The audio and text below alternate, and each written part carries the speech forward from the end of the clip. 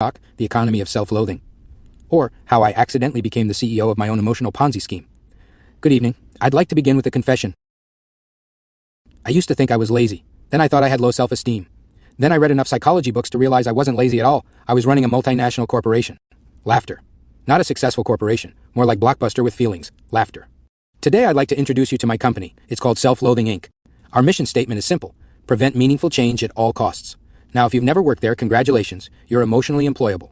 For the rest of us, welcome back from lunch. Every business has a product. Apple sells phones. Starbucks sells coffee disguised as Italian vocabulary. Insurance companies sell anxiety with a monthly subscription.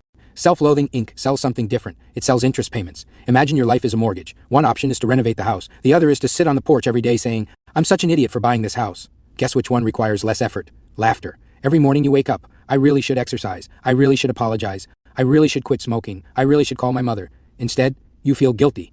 And your brain goes, excellent, payment received. Laughter. You didn't fix anything. But psychologically, you made the minimum payment.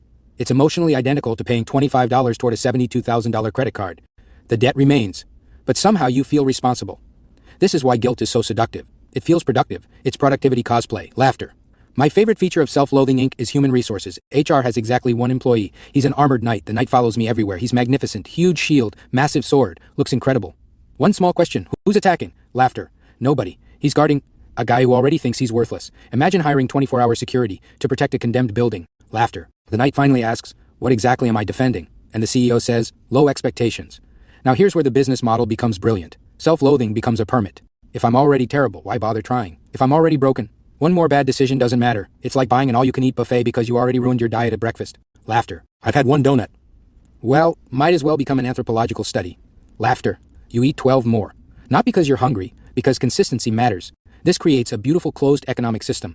I hate myself, therefore I indulge. Because I indulge, I hate myself. The company reports record profits, shareholders are thrilled. The shareholder is also me. Laughter. Now let's discuss the greatest threat to this corporation. Love, not hatred. Hatred is manageable. Hatred confirms the business model. Love? Love is an activist investor. Laughter. Love shows up with a clipboard. I've reviewed your books. I think this company has potential. Panic. Laughter. No, don't audit me. You'll discover my accounting practices. Because imagine someone actually likes you. Really likes you. Not despite your flaws, including them. That's terrifying.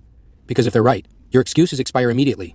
If someone genuinely believes you're worth loving, you lose your permit to stay exactly the same. You can't keep saying, I'm hopeless. Karen from accounting just hugged you. She ruined everything. Laughter. This is why intimacy is terrifying. People assume intimacy means, what if they discover who I really am? No, sometimes it's worse. What if they discover who you actually could become? So naturally, what do? We install bars on the windows. Not to keep monsters out, to keep witnesses away. Because witnesses are dangerous. They keep seeing things, like potential, or kindness, or effort. Highly inconvenient. Laughter. Now, I'd like to apologize to every therapist I've ever had, because intelligent people have a secret superpower. We can explain absolutely everything. Oh yes, this stems from an attachment injury interacting with recursive shame structures inside an adaptive defense mechanism that creates self-reinforcing identity loops. The therapist says, so, how do you feel? Long pause. Define feel. Laughter. I once explained my emotions using 4 whiteboards, 3 philosophers, a systems diagram, and a reference to quantum mechanics. The therapist quietly slid a tissue box toward me, not because I was crying, because she wanted me to stop talking. Laughter. Intellectualization is wonderful.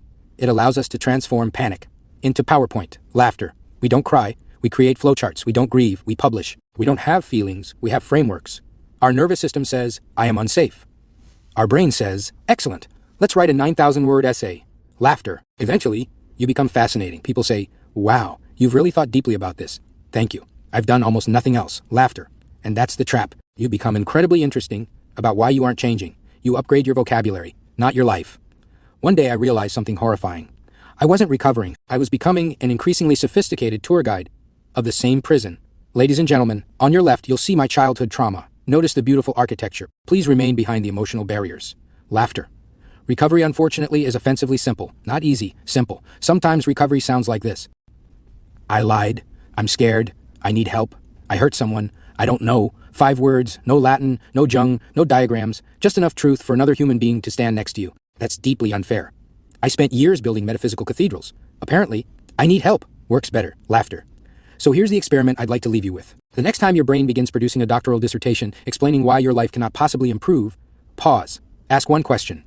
Am I solving the problem, or merely increasing its production value? Laughter.